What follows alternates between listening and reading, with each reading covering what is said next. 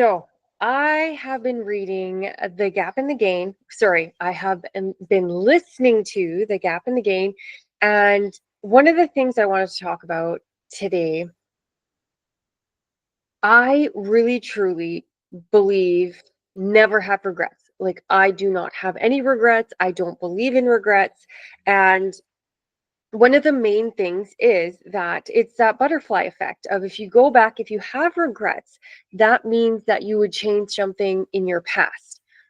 And if you would go back and change something in your past, that affects today. Who you are today, what you have, your life, like you wouldn't have everything you have today. And you don't know what the consequences would be. I don't know if you guys have seen that movie, The Butterfly Effect, but the point of it is even the smallest change can have the biggest tsunami tidal wave of an effect on the time sequence of things. And if you're a person who believes in manifesting and things like this, and things happen for a reason, or some things happen for a reason, maybe not everything, then you understand that even in manifesting and stepping into new you and empowering yourself and all of these things, sometimes doing an action isn't the action that gets you the goal, but it's the action. Even if it fails and doesn't work out, it's the action that opens the door to the actions that get you your goal.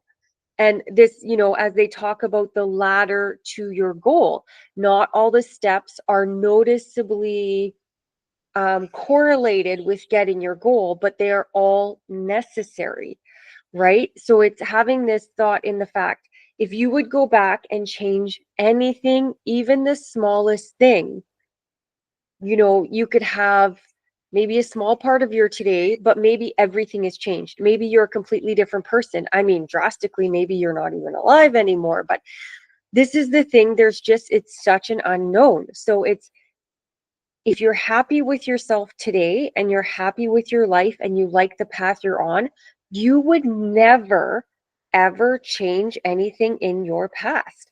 If you're not happy with your life, obviously that's a different story. You need to dig down into that. Maybe you need some mindset shifts or perspective shifts. But the point is, that's a very negative place. And especially if you're not happy with your current life, that again, you're in a very negative place and you need to do something about that. But having regrets and living in the past, that only leads to depression. That doesn't help anything. So, long-winded way of saying why I don't believe in regrets. And even the most horrible things that have happened in my life are moments of lessons, moments that happened for reasons. Some of them I still don't quite fully understand, like even my dad passing away when I was 19. I'm not quite sure what my lesson to this day is about that. Maybe it was just a lesson in grief, not quite sure, but I do know there's a reason it happened. Maybe the big lesson wasn't for me, maybe it was for someone else in my life, my mom, who knows. But I just know, again, I wouldn't change it because there's a reason it happened. It helped mold who I am today. It helped create the person I am today. So I wouldn't change that, right? And in The Gap and the Gain, he also talks about this. He talks about it in a different way, but he does still talk about it. How there is no wishing a different or going back and changing. That is living in the gap. That is looking at the lack. That is looking at things you don't have.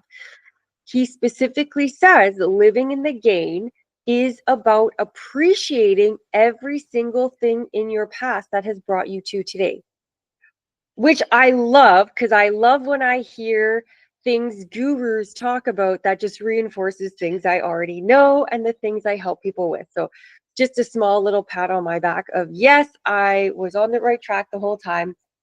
Anyway, I love it. So if this is you, if you're like, yeah, totally, I also don't believe in regret, this is the exact same reason, pat yourself on the back. That is also living in the gain, acknowledging like one day back in my youth, I had tons of regret. I wish I didn't say that. Oh, I wish this didn't happen. I had regrets coming out my wazoo, but I'm not there anymore. I have learned, I have grown. In that sense, I know better. And so that is living in the gain, is acknowledging how far you've come, whether it's from yesterday, last month, last year, or a long time ago. It's all about keeping that positive momentum of you've come far and you're going to go further. So I just want to really emphasize that many different ways can be talked about this, like in The Gap and the Gain, he refers to it as the gain and always having gratitude. And that's one of the main things of living in the gain, is living in gratitude and appreciating everything in your life and being content with everything you have. And it's interesting because in the book, The Having, and I think of it like feeling into results, like Napoleon Hill, thinking into results. The having is more feeling into results. But it was the same thing. The having, like literally having, is just having gratitude for what you have, appreciating what you have, being okay with everything in this moment and living in gratitude. So it's funny how all these different gurus, all these different iconic people in that world, they all talk about the same thing. They give it different terminology, they talk about it in different ways, but at its core, it really is all the same stuff. Be grateful. And again, he even says in The Gap and the Gain, he even, when he's talking about that, living in the gain, living in gratitude, never having the regrets and stuff like that, he literally says, life happens for you, not to you. And he says, life happening to you is putting yourself in victimhood. And that's living in the gap. That's, everything that goes wrong. That's being in that, in my words, being in that negative hold of yourself. Everything that, oh, poor me, being a victim. It's very negative. So again, he even talks about it in this book, being in the gain, life happens for you. And again, like in my world, how I talk about that is being in the positive mindset. Life is happening for me. Even if it's a, negative or bad situation, that's a lesson. And there's only wins or lessons, or succeeding or learning. But again, no matter how you phrase it, it's that same concept of, even if it's, a bad event that happens, there's still something to be grateful for. And he even talks about that, how to get over your trauma. Trauma is, how did he put this?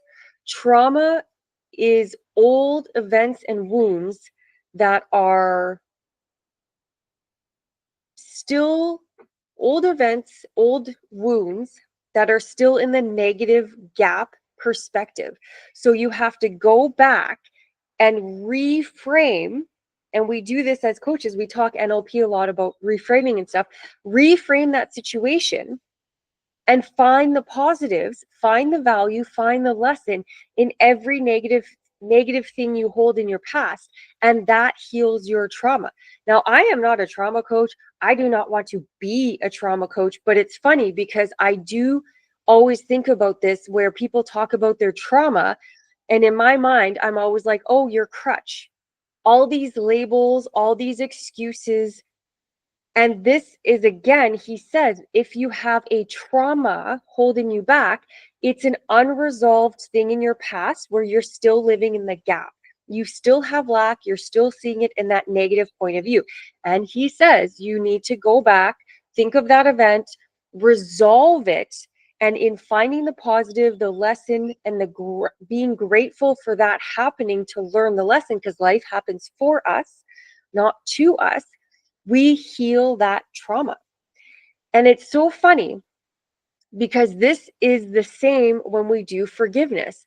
When we hold on to revenge and hate, and I can't forgive them and I loathe them, and it's all negative. We're just carrying around this ton of negative baggage. And it's funny because in the forgiveness, like when I help my clients with forgiveness, it is going to the situation, the person who wronged you, and that situation that they wronged you in, and finding the positives, the silver linings, the lessons, and being grateful that you learned that lesson. And then in forgiving that person, which has nothing to do with that person. You don't have to tell them. It's not about them, it's about you. It's about getting rid of your negative baggage. So forgiveness has nothing to do with the other person. It's all internal and you. I just want to like side note that is when you go to forgive them, you express gratitude for what happened because it helped you become who you are today. And then you release it and let it go. So I just love this because it's kind of all the same. It's just adapted for different areas. And yeah, it was a really good book. I highly recommend reading it, listening to it, or if you just want to work with me, um, clearly I know all about it. I will be re-listening to it in the future because I think it was that good. But yeah, if this strikes home and you're like, I need some of this in my life, but you know you're not going to read the book, you know you're not going to listen to it, definitely sign up for a call, book a call, DM me, comment something, because this is really important work. It's that, like, you know, if you live in the gap, if you live in negative, if you live in that regret, that when you have all of that around you, you can't ever achieve your goals. You can never really be happy, have that calm, peaceful life, and really just be content, really at peace with everything in your life, right? So it really is important to get, as he puts it, get in that gain, or as I put it, get in that positive, grateful side where we can just really appreciate everything we have. We focus on the having, and not on the lack of what we don't have, because that causes anxiety, depression, a lot of mental health issues. So, and yeah, you can never, and again, I used to be severely overwhelmed, lots of stress, high anxiety, like it was almost debilitating. And I can tell you from personal experience, I was pretty much never happy, because anytime a happy moment would happen, I would just have this crushing anxiety, or the stress, or all the negativity would come down. And even though I I was a fairly positive person in that time, the stress and the anxiety would still get me. So just being positive doesn't make the overwhelm go away. And I know I had my boyfriend to help me. So in my opinion, you just need some help, whether that's me or someone else. You definitely need some sort of support and some sort of help. So reach out. Because yeah, it really is, yeah, I can't really explain enough the importance of getting out of that gap and living in that gain. And I will say, same thing he says in the book, I will say, is we're all human beings. We're all going to have moments where, you know, like he says, maybe 5, 7 times a day, he goes into the gap. But it's just that natural reaction to something, that little thought, but it's about catching it and switching back over to that gain, switching back over the positive. And again, like, I've been a positive person for like 20 years now. Like, I'm pretty darn positive. But even I will wake up every once in a while, thankfully not often, but I will wake up every once in a while and be like, F this nonsense. I am out for the day. Leave me alone. Don't talk to me. This is all garbage. I ain't into this hoo-hoo today. And I just, like, I have a day. Now, thankfully, the last time I had one of these days, it was only a half a day. And then I was like, okay, self, what is happening? Like, come on. But it's okay. We're human beings. Like, just notice. And so, well, actually, you know what? I'll make another video on that. Maybe that'll be next week's topic. To just notice the emotions and roll with them. Do not ever suppress them. But yeah, we'll have to talk about that another time. So I hope this has been good food for thought. And definitely let me know your thoughts on this.